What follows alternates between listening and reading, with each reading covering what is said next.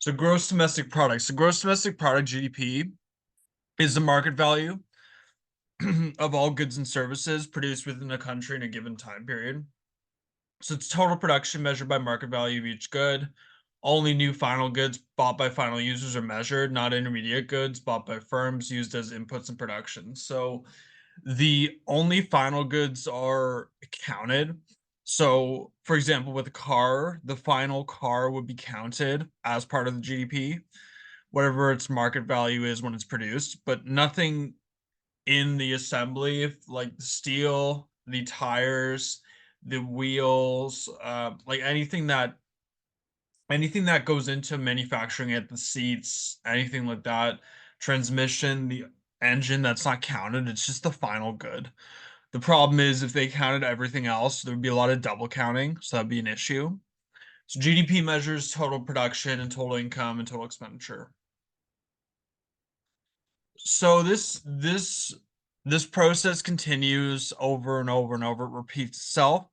So households, they spend on goods, and then governments spend on goods as well. The rest of the world buys goods from the goods market, and then the goods markets invest, spend, and trade with firms, and then firms sell to factor markets. Factor markets sell to households. And then it just repeats itself over and over, and that's how the economy works. So it's basically just a transfer. So the households spend money on goods. Goods spend the goods market send that money to the firms. The firms send products to the factor markets. Factor markets send products to the households, and the households exchange that for with money. So it's just a consistent process over and over. So in this case, this is how they calculate GDP. So it's consumption spending. So C is 1,183. So that's 1,183,000,000. Sorry, 1,183,000,000,000. Then investment spending 384 billion, government spending 509 billion, and then net exports negative 48 billion. And then you add all that up and you'll get a GDP of about 2,028,000,000,000. So that's roughly the Canadian GDP in 2016. So it's you add up the consumption, investment, government spending, and then net exports. To get net exports, you have to do exports minus imports. So yeah, it's consumption spending plus investment plus government spending plus net exports equals the GDP. So yeah, consumption spending would be spending on goods and services. Investment spending would be spending on like factories, machinery, and buildings. Government spending is spending on healthcare, education, policing, national defense, highways, roads, and any government program. Exports are selling goods to other countries. Imports are buying goods from other countries. So you have to add them all up. So consumption plus investment plus government spending plus exports minus imports equals GDP.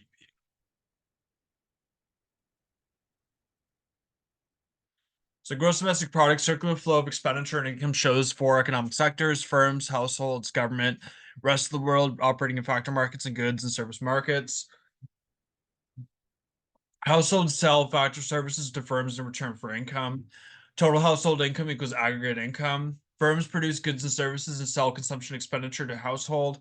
Firms' expenditures on investment, I equals purchase of new capital plus additions to inventory. Governments buy goods and services from firms. Government expenditures, G. Governments also collect taxes and make financial transfers to households and firms, but they're not part of circular flow. Rest of the world buys export and sells as imports. Net exports equals exports minus imports. Gross domestic product, circular flow shows that aggregate income equals aggregate production equals aggregate expenditure. So Y equals C plus I plus G plus X minus M. And so GDP equals consumption plus investment plus government spending plus exports minus imports. Capital stock is plant, equipment, buildings, and inventories used to produce goods and services. Investment equals purchase of new capital. Depreciation equals decrease in value of firm's capital because of wear and tear. Gross investment equals net investment plus replacing depreciated capital. Capital stock equals net investment equals gross investment minus depreciation. Measuring Canada's GDP. Statistics Canada measures GDP in two ways: the basic equality, income equals production equals expenditure. Expenditure approach measures C plus I plus G plus X minus M. Income approach adds up all incomes paid from firms to households with some adjustments. So to calculate it that way, it's net domestic income at factor costs equals wages, salaries, and supplementary income, plus other factor income, profits plus interest investment income, farmers income plus non-farm unincorporated business income. So they should, if you, the income approach, if you use the income approach to calculate GDP, it should equal what you get for the expenditure approach. So they should be equal. They're just two different ways of calculating it. The expenditure approach I find is easier to calculate. But the income approach, it just depends on your preference. Income approach can be more easy for other students, while, like, in my opinion, I like expenditure approach better, but some people like the income approach better. So it's a matter of preference here. So the expenditure approach here, as we said, like it was from 2016 Canada. And if you add up the percentages here, you get 100%. So you should get 100% for this. So 58.3% consumption expenditure, investment 19%, government expenditure 25.1%, net exports negative 2.4%, and it should equal 100%. So that is what should happen here. And then the income approach. So as you can see, the gross domestic product is equal for the expenditure approach and the income approach. It's both 2.028 trillion. So in this case, if you add up all the incomes, you would add up the net domestic income at factor costs with the net domestic income at market prices, and then you would get 2.028 trillion. So that would get you exactly what is, like, it would get you exactly what you're trying to get here. And yeah, I would calculate it effectively in this case. And yeah, so if you added all that up, you would get the GDP expenditure approach. So measuring Canada's GDP, so nominal GDP is the value of all goods and services produced in a given year, valued at this year's prices, equals sum of expenditures on goods and services. Real GDP is the value of final goods and services produced in a given year when valued at prices at reference base year. Real GDP measures changes in production only. So real GDP is more useful because they adjust for prices. The problem with nominal GDP is that it doesn't adjust for prices. So a lot of the economic growth that could have happened might be because of high inflation. So that might be it, because in nominal GDP, inflation is in there. So let's say GDP rose by 20% last year in nominal GDP. It could be all inflation. So inflation could have been 20% and the real GDP would have grown by 0. And that does happen. So it's not real growth because it was just price level increase. So that could happen where it's just all inflation and there's no real GDP growth. So there's no actual improvement in production. And that's not a good thing. Like, you want to be producing more, and that should be what leads to your economy growing. It shouldn't be just because of price increases. So real GDP is the value of all final goods and services produced in a given year when valued at prices of reference base year. Real GDP measures changes in production only. So that's real GDP just measures how much more you produce. And that's what you should be looking at. And also you want to adjust to make it real GDP because you can compare it between years and you can see how much more they produce like last year compared to this year if you just look at the real GDP. So looking at real GDP, it shows you how much you produce compared to another year. So real GDP is calculated using quantities produced in each year, but valued with prices from the reference base year. In reference base year, real GDP equals nominal GDP. To calculate real GDP in the current year, multiply current year quantity by base year price for each good and sum resulting values. So in this case, the real GDP, you would, so in this case, you'd multiply quantity by price, and then you'd add it all up. So I'll show you in the chat here. So to do this, it'd be 10 times 5 plus 3 times 10 plus 1 times 20 equals GDP 2007. So that's how you would do it. You would do so you would do in base year, so base year quantity times base year price plus base year quantity times base year price. So yeah, you should be doing that there, and then just I'll add it all up to get GDP, real GDP in base year.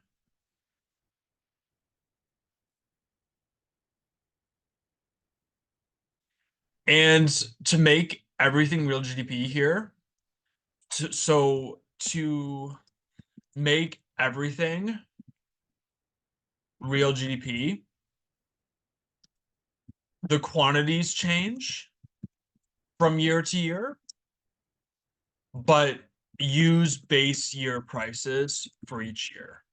So instead of using current day prices, use base year prices. So for like 2008 GDP, use 2007 quantities. Sorry, use 2008 quantities and 2007 prices. And then 2009 GDP, use 2009 quantities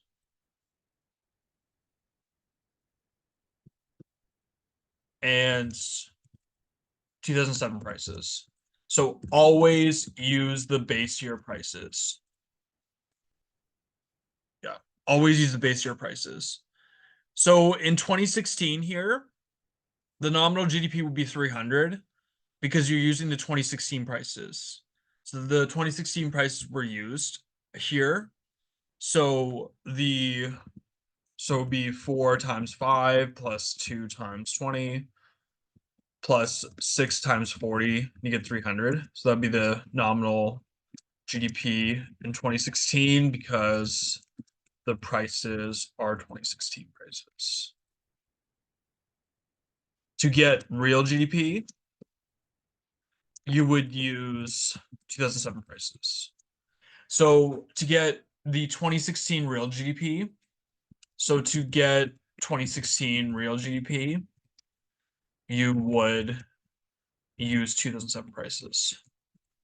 So in this case, it'd be 4 times 5 plus 2 times 10 plus 6 times 20 equals 160 equals real GDP for 2016 using 2007 prices.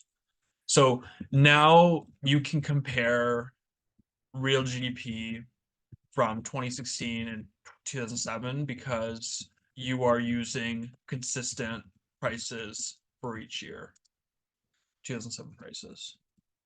So that's very important.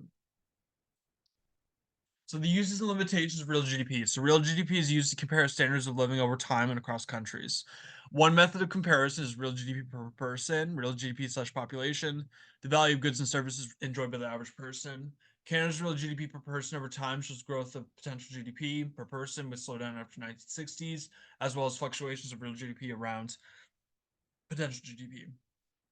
So potential GDP is the maximum level of real GDP that can be produced while avoiding shortage of labor, capital, land, and entrepreneurial ability that would bring up rising inflation. Lower growth rates of real GDP per person after 1970s led to a accumulated gap in real GDP known as Lucas wedge. So over time, up until 1988, the real GDP had increased by a lot per person because real GDP per person is a good measure of quality of life. Also, median median real GDP per person is a better measure, but this is the second best. The so yeah, median real GDP per person is the best, but this is the second best measure. So quality of life through real GDP per person was rising since 1988 a lot. It's still rising 1988 to present, but it's rising at a slower rate, which is concerning. We want it to be increasing very highly, but here it's been slowing down, as you can see. If we draw some lines to show this here, as you can see, it's it's it's pretty steep going up from this area here, and then it just slows down. Yeah, so it's slowing down, and then eventually it seems like it's gonna get to here, and it kind of has. Like lately, around the 2020s, it's gotten almost completely flat. The quality of life is flat, has not grown really at all lately. So I'd anticipate that it's about here. And since the pandemic, the real GDP per person has been has not grown. It's been flat. So that's a concern. And I'll ask class, how do you think we can increase real GDP per capita now? So like, how can we solve this problem?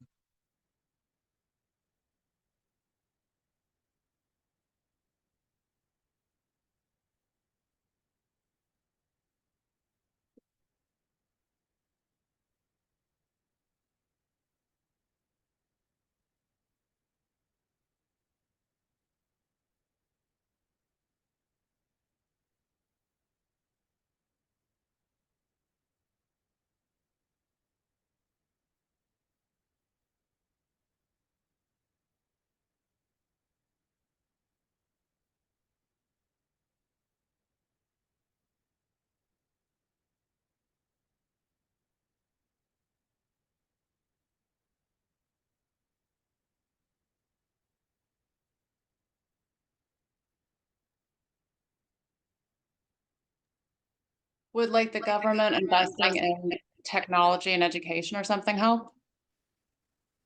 Yes, yeah, yes, exactly. So those types of investments would help to increase the real GDP per capita. So yeah, redistribution efforts through redistributing the income to people that are less fortunate, that does help. Education, investments, technology, yes, good points. Anything else do you think they can do to improve the quality of life now and in the future? Make things cheaper, everything costs too damn much. Yes.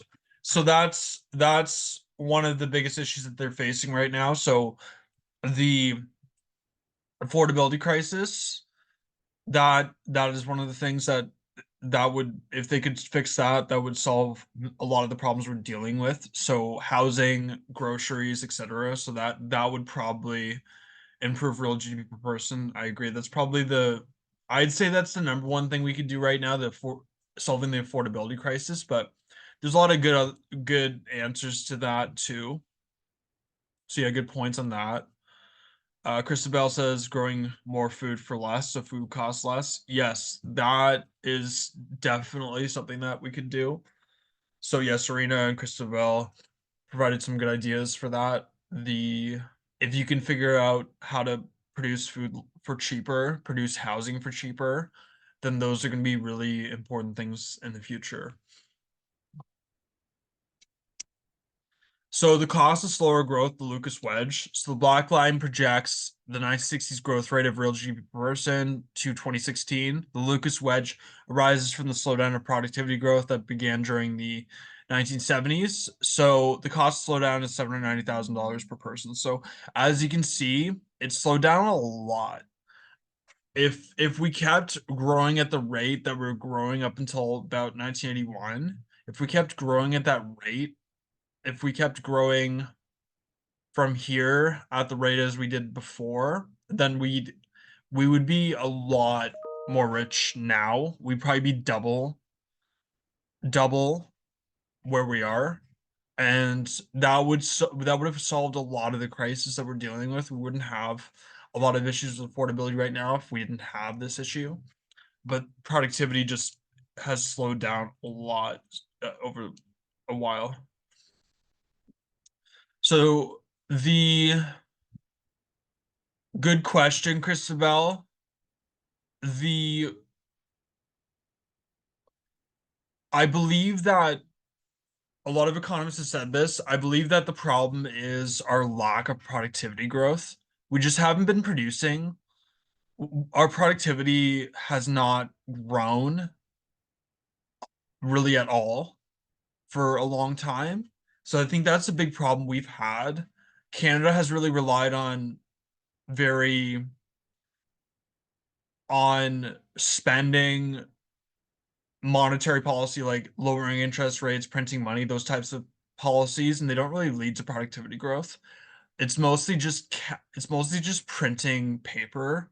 They've been relying on those types of policies, printing money, interest rates, and not really focusing on productivity growth like technology growth and trying to improve our high-tech industries. We haven't been focusing enough on that, and that has led to a lot of the slowdown in productivity growth. But yeah, the so doing the program that you're in here is very valuable for us to grow our productivity because that's something that we're gonna have to that's something that we're gonna have to figure out going forward because we can't just build an economy with paper. Like they can't just print money and just expect buildings to appear. We need actual building happening, and it just doesn't happen with monetary policy. You need to actually build stuff, and the problem is the Canada hasn't done that for a long time, and there's a wake up call now to do that. So, but Is is yeah, each of you are in the right program to contribute to improving our economy. is that like outsourcing businesses to places where it's cheaper to produce things? That's part of it. That's part of it. We're relying a lot on manufacturing in other countries. The We do that because it's cheaper. It makes more sense to manufacture in other countries because they have the advantage on that. But the that's why we're primarily a service economy now. However, we need to produce things here too, especially houses and food.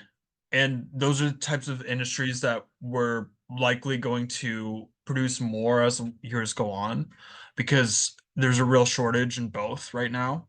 So those with producing those things that will benefit our economy a lot. But yeah, the problem we have is we just don't build enough here.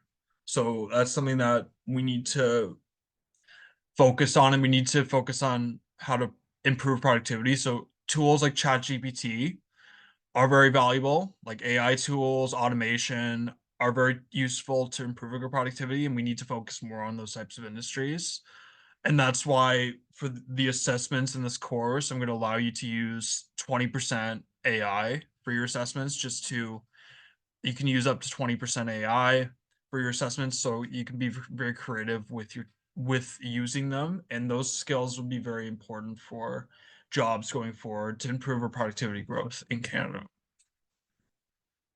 So the uses and limitations of real GDP. Business cycles are fluctuations of the pace of expansion of real GDP.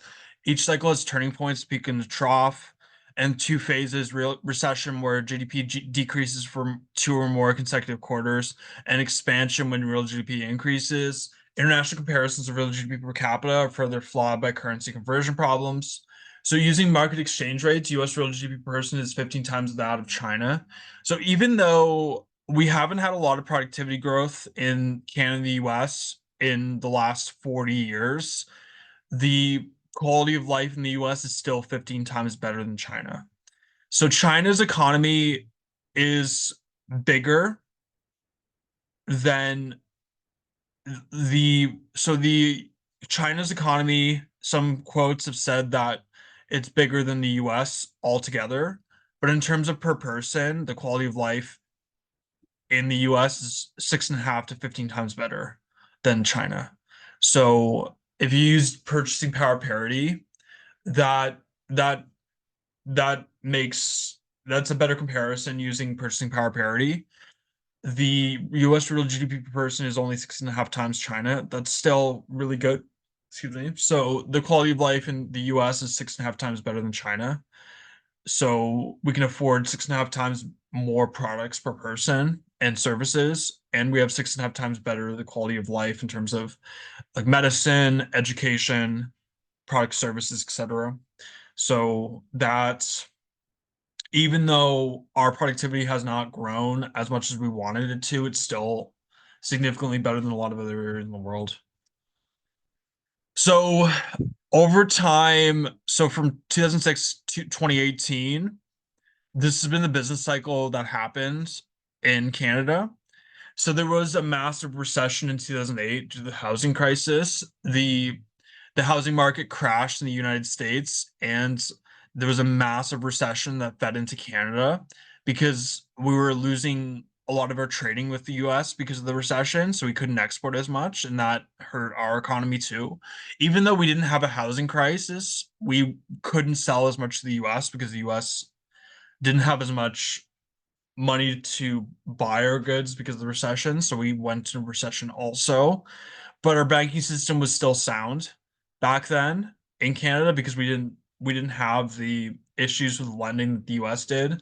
So what happened in the US was that the US banks, they were lending to low credit borrowers through subprime mortgages, and the borrowers couldn't pay the interest rates for these mortgages, and then they started to default on their mortgages and they couldn't pay it back, so the banks were foreclosing on the houses, and there was a massive amount of foreclosures, and these banks couldn't sell these houses at good prices to recoup their investments, and that crashed the housing market, and a lot of banks went under because they couldn't get back their investments.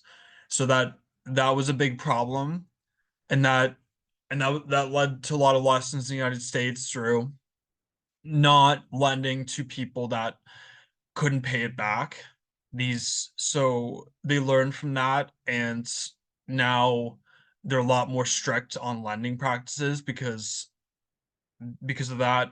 And yeah, so they learned a lot from the crisis, and now they're a lot stricter on lending, so this doesn't happen again.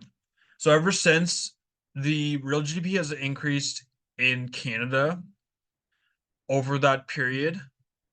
So real GDP has increased at a significant rate, but when we looked at the per capita growth, it was slowing. So even though our real GDP was is growing a lot like this, as you can see here, per capita, it's not growing as much.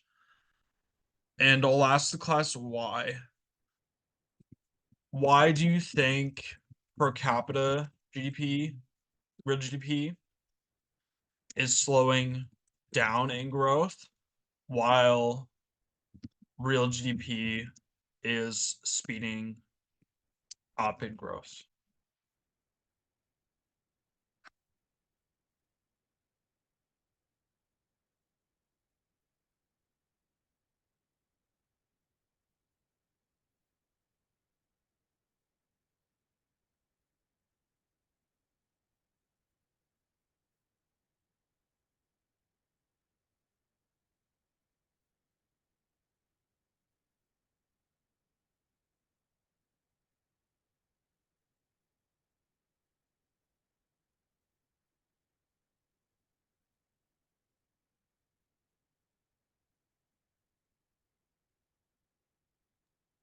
Is it because our population's getting bigger?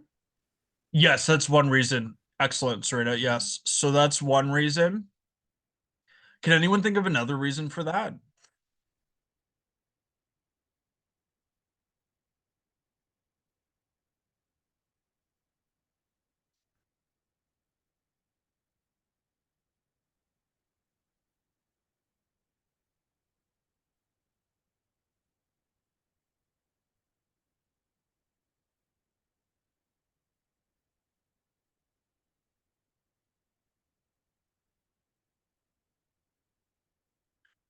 Okay, yeah, that's great, Serena. Yeah, that was one of the two reasons that I was so okay. So Christabel says GDP increase is linear, population increase exponential. Yes.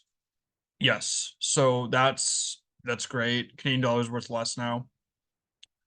Yes, so good reasons here compared to the rest of the world. Yes, so here, so real GDP per capita equals real GDP divided by population.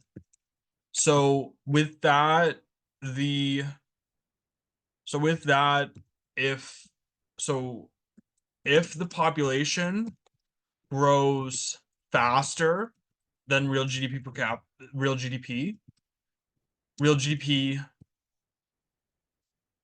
real GDP per capita will fall.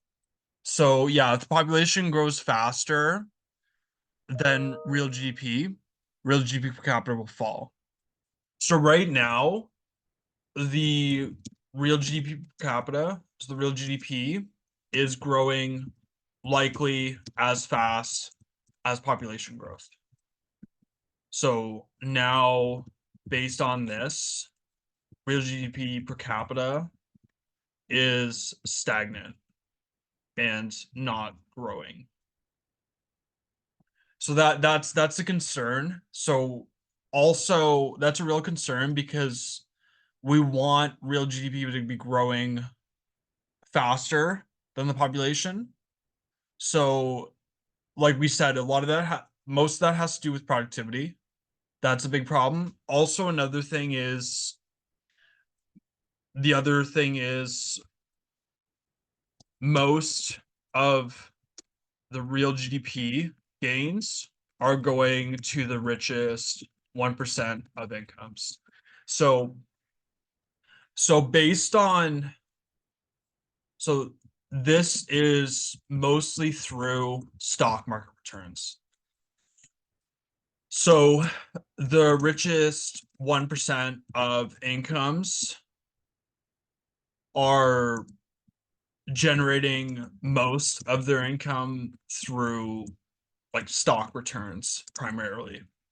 And and stock ownership is where you benefit from most when real GDP grows.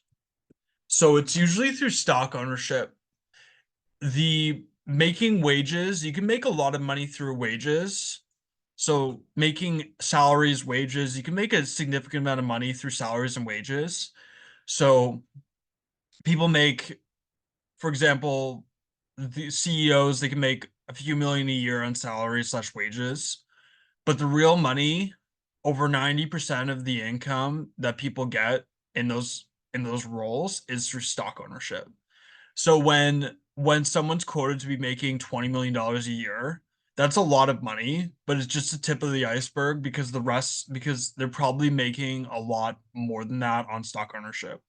So if CEO is quoted on making $20 million last year, they probably made a lot more on their stock ownership. So the real situation is that most of the money that people make in those roles is through stock ownership. So it just flows to the stock owners. So that's really important to know because the wage and salary owners, like wage and salary earners, they are rarely making the amounts of money as stock owners. In that case, a lot of the real GDP gains flow to the stock owners. So yeah, so like the Warren Buffetts of the world, the Bill Gateses of the world, they generate over 90% of their money through stock ownership because that's where the real GDP gains flow to.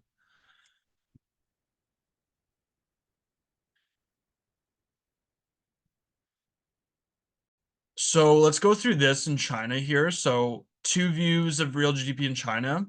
So real GDP per person in China has grown rapidly, but how rapidly it has grown and to what level depends on how real GDP is valued. So when GDP in 2016 is valued at the market exchange rate, the red curve, US income per person is 6.3 times that in China. China looks like a poor developing country, but the comparison is misleading. When GDP is valued at purchasing power parity prices, the green curve, US income per person is only 3.8 times that of China. So purchasing power parity is a better estimate because it shows how much you can buy with your dollar. So purchasing power parity shows how much you can buy with with your currency. So what basket of goods you can purchase with your currency. So it's a lot more useful to measure. And as you can see, it shows that the inequality situation in China is not as bad as we thought. Like there's still a lot of inequality, and but it's not as unequal as we thought because their currency can purchase more goods than we expected by doing purchasing power parity. So using purchasing power parity is useful because, like I said, it shows how much you can buy with your currency. So it shows the basket of goods you can buy with your currency, and that's a very effective measure. The uses and limitations of real GDP. Real GDP as a measure of economic well-being is flawed for the following reasons. Real GDP does not include factors increasing economic well-being, household production. So household production is not valued. It should be valued. So, taking care of children, making food, like those types of things, they should be in there, but they're not. And it's hard to include them because it's very hard to measure it, but it's very important activity. So anything done in the household, like anything like taking care of children, making meals for your family, all that kind of stuff, like yard work, cutting the grass, all that kind of stuff, it should be included because it's very valuable, but it's very hard to track. Also, underground economic activity. There's a lot of underground economic activity, but it's very difficult to track because it's mostly cash based. So it's very hard to track, and there's a lot of activity in terms of like drug activity, anything illegal, and there's a lot of cash payments that are done through that, and it's very hard to track because you can't really track cash. It's very difficult to do that, and the estimates that they can have for that are it's just tip of the iceberg because you can't really estimate it well because you just don't have the data. So health, life expectancy, they don't value health. Like, if people can, improvements in health outcomes, like the improvements in medical science, that's not valued. It should be valued. They should put a number on that. Also, life expectancy, if they increase that life expectancy, that's not put into GDP. Leisure, so the benefits of leisure, like going on vacation, that's not put into there. Security, that's not put into there either. There should be some sort of cash value attached to that. Political freedom, there should be a certain cash value attached to that. So here, we're in democracy, we can vote, we can protest, we have freedom of speech. That is something that we should value. But with that, even though it's not valued, it's still very important because our economy as it becomes more developed, we have a lot more political freedom. So that is something that it's very beneficial for our economy. So that's something that as our economy becomes more developed, we have more political freedom. Social justice is very important. So like having rights, all those so rights, etc., for everyone, like equality, equity, all that's very important. There should be some sort of cash value attached to all these things. And However, there isn't right now, but it would probably be very beneficial to compute a value and put it on GDP, but right now it's not included. So real GDP does not include factors that lower economic well-being, pollution. So that's a problem. That should be valued. So we should subtract that from GDP, but eventually maybe down the road they might develop that. They may add that in. Also, the Human Development Index is a broader measure of economic well-being that includes health and education measures as well as real GDP per person. So there are better measures. I think that my favorite measure is median real GDP per person, because median real GDP per person, it adjusts for a lot of the inequality that happens. So average real GDP per person is good, but the problem is there might be a lot of outliers that drive the average up or down. But with median real GDP per person, it's not affected as much by outliers. So like much higher incomes, like let's say like someone like Warren Buffett, Bill Gates, or any billionaire, like it's not affected that much by their incomes. The so the median real GDP per capita is a lot more effective because it's not affected by outliers as much. But human development index is also another important, it's a very useful thing to look at to see what the quality of life is. So as you can see here, this is a very good chart. The Human Development Index here, it compares the Human Development Index to real GDP per person, and as you can see, it's it's very highly correlated, which is a good thing. It shows that real GDP per person is a pretty effective measure because, as you can see, if the real GDP per person is higher, for the most part, Human Development Index is higher. So it's a very strong correlation. So it shows that real GDP per person is a pretty effective measure of standard of living. And Human Development Index I would recommend is higher, but it shows that both are good measures. So as you can see, Norway, Australia, Canada, United States, and Qatar are up near the top of the list, while Equatorial Guinea is an outlier here. So that's so it's an outlier. The Human Development Index is not really in line with real GDP per person, so you got to watch out for that. The outliers like that can skew the results. So partly, if you're going to do a study like this, if you're going to look at this, you could exclude Equatorial Guinea from your data set because it's not representative to the data. So if you're going to do a study like this, you may want to exclude somewhere like Equatorial Guinea because it's an outlier that is not representative of the data, and it might be due to error. There might not be enough good data from the country, so that's why it's an outlier, because it should be in line. So it might be due to poor data. That's my guess for this. Then South Central African Republic, as you can see, that is the lowest on the standard of living here. So it's lowest on real GDP per capita, Human Development Index.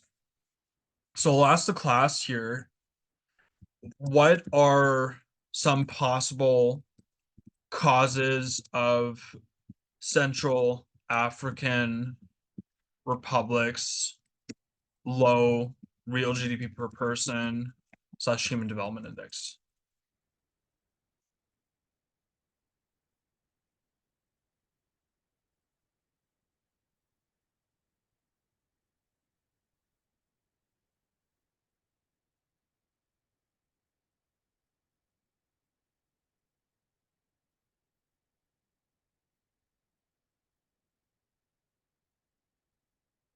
Low productivity since it's close to desert, no much there. Yes, that's that may be one of the reasons. That's a good reason.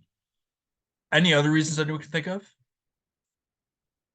And feel free for this to use like ChatGPT, use Google search, use even AI tools for this just to figure out reasons that they state for this.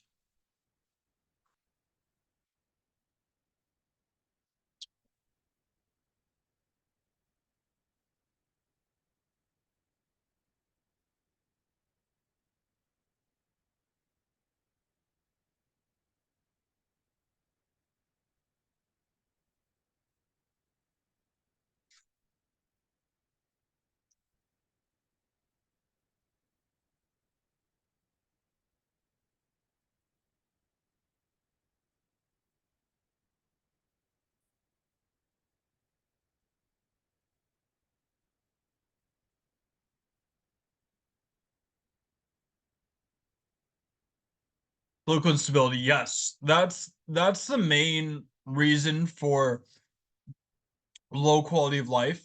Yeah, that's one of the main reasons. Great point, Christabel.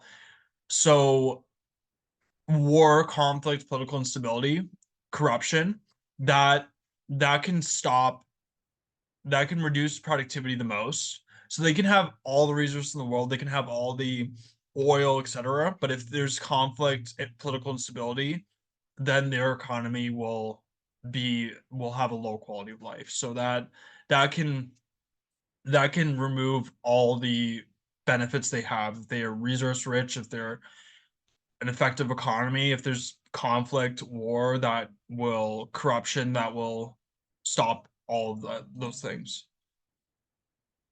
So yeah, that I agree. I agree with ChatGPT on that. Political instability is, for example, Iraq in the 2000s with the Iraq War. They're a very resource rich nation, but because of the invasion of Iraq, that destroyed their economy and their standard of living just went down to one of the lowest. And even though they had all those resources, they had all the oil and all the resources, they had one of the lowest standards of living. So yeah, so like the political instability, conflict, war, corruption, that just ruins everything else. If they have everything going for them, if they have political instability, gross domestic product is the overall market value of all the goods and services a country provides.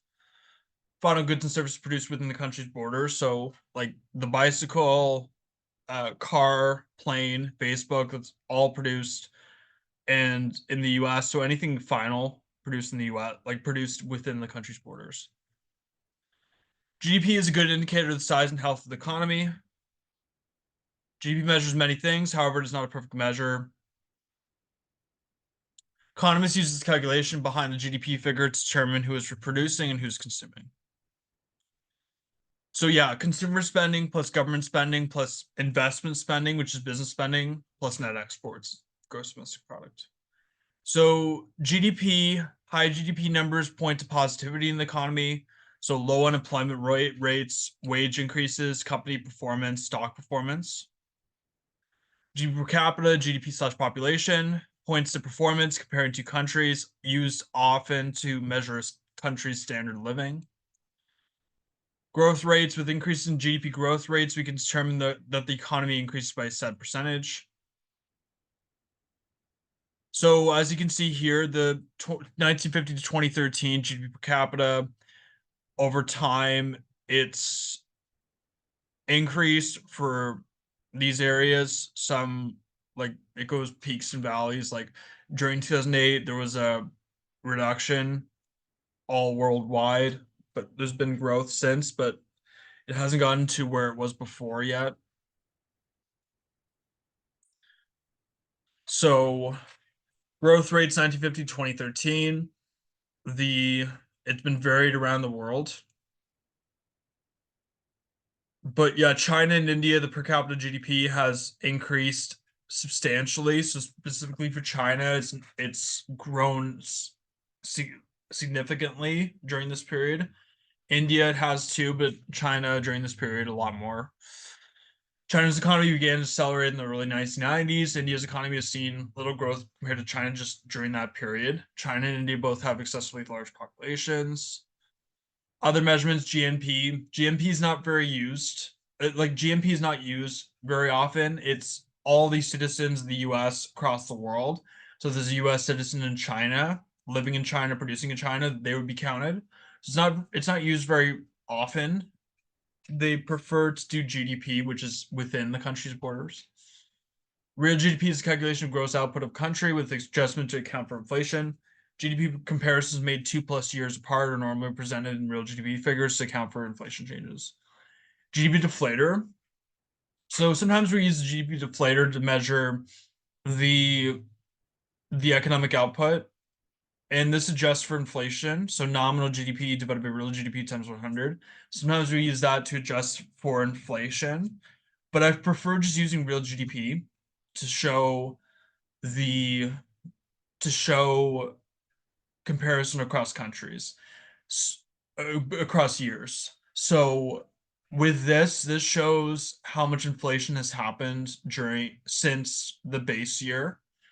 But I prefer using the real GDP comparisons across years. So comparing real GDP from 2007 to 2016, that's what I prefer to use.